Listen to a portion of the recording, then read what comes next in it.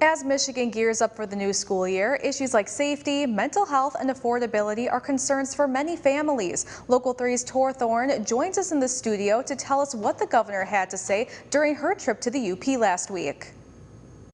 During Governor Whitmer's visit last week, I had the chance to ask her about what the state is doing to support students in the new school year.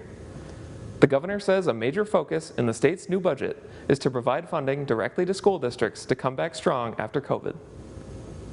We've put a historic amount of resources in sending it to the districts, and so they'll be making determinations how to drop class size, how to ensure that they're paying well, wrapping kids with supports around mental health supports, healthcare supports, etc. So this budget, I think, really is a reflection that we've really prioritized the education of our kids and supporting them so that they are safe when they resume school. Last year, the effects of mental health challenges in schools were felt right here in the UP.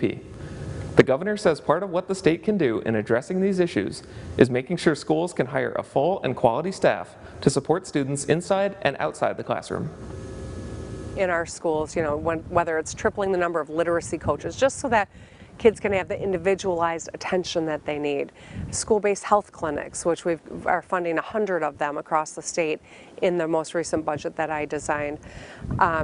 Pain, whether there are student teachers or people that want to go into this profession, giving them the stipend so that it can be affordable. These are important jobs, and you should be able to raise a family and make a good living doing them, because we all count on our kids having the kinds of teachers and supports in our schools. During Governor Whitmer's visit, we also had the chance to speak with her at the UP State Fair.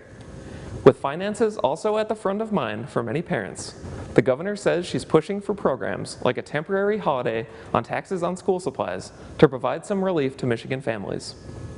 We're making huge investments in education, closing the skills gap, helping working families get back to work so that we can address daycare, childcare needs.